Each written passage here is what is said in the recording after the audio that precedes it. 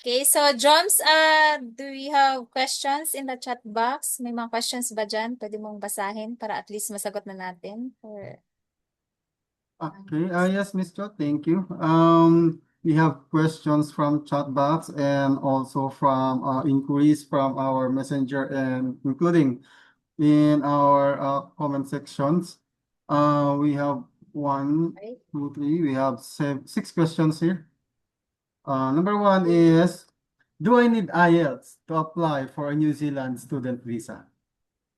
All right, so thank you for that question. No? So, of course, most schools no require proof of English proficiency such as IELTS, yung PTE, or other accepted English tests. So, however, so the exact score requirement depende yun sa program na mapipili mo and the school you will apply to. So, during the eligibility assessment, of course, we will usually review which programs that mamamatch sa sa current English level. So magdedepende 'yun sa sa course talaga na pipili.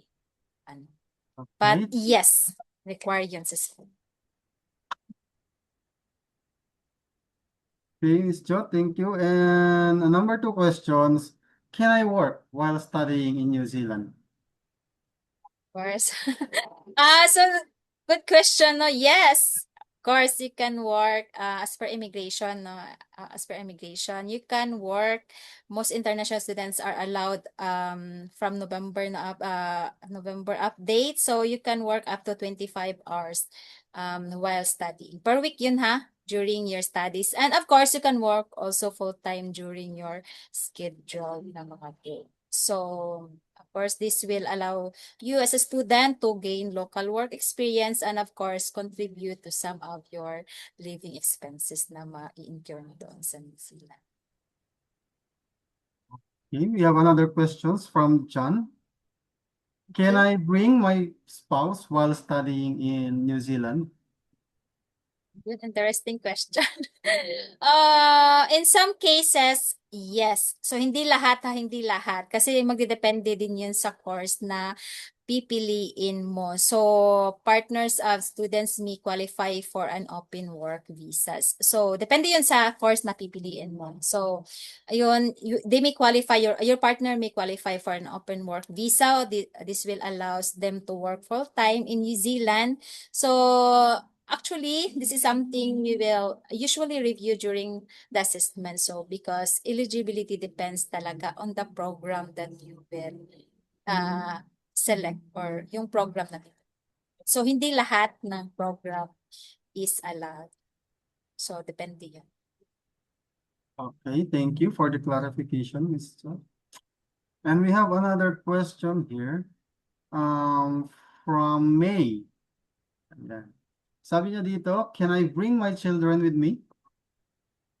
Ayun. So, in relation to sa sa previous question kung pwede bang madalang Mhm. partner. So, ngayon naman pwede bang madala yung kids mo or your children, no? So, in some cases, yes. So, a while ago, yung sa sinabi ko, magdedepende yun. So, if ever ma-qualify yung partner mo to apply for a work visa, so you may bring your children, no? And they may able to study in New Zealand as domestic students. So, which means their schooling may be subsidized by the government. So, depende yun ha. Depende kung yung sa partner mo, eligible sila to apply for a work visa, then you can bring children. Okay, thank you. And another question from Miss Jian. Yan. Sabi niya dito, how much money do I need to show for student visa? Ayun.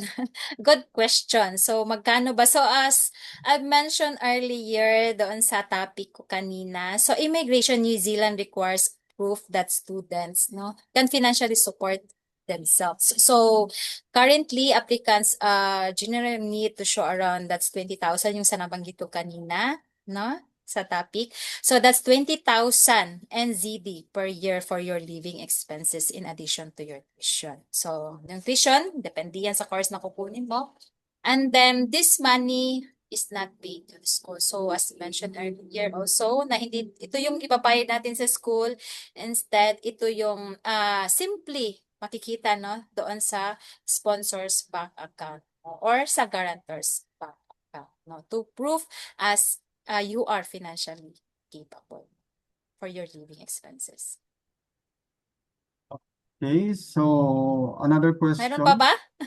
Mayroon pa Yeah, question? we have one more question from Okay. Carlito. And sabi niya dito, how long does the student visa process usually take? Yun, another good question, no? Kasi hindi ko siya nabanggit kanina sa mga topic ko. So, processing times may vary depending on the case and Immigration New Zealand's workload. So, depende yun, but once all documents are submitted kapag na-lodge na natin yung application mo, so application may take several weeks to a few months. So, mostly, as per immigration, that's will take 4 to 8 weeks yung processing time nila. So, depende talaga yun sa ma-assign na case officer. So, depende din yun sa mga nasubmit nating documents to immigration. Okay, that's all for the questions Q&A for the licensed education counselor.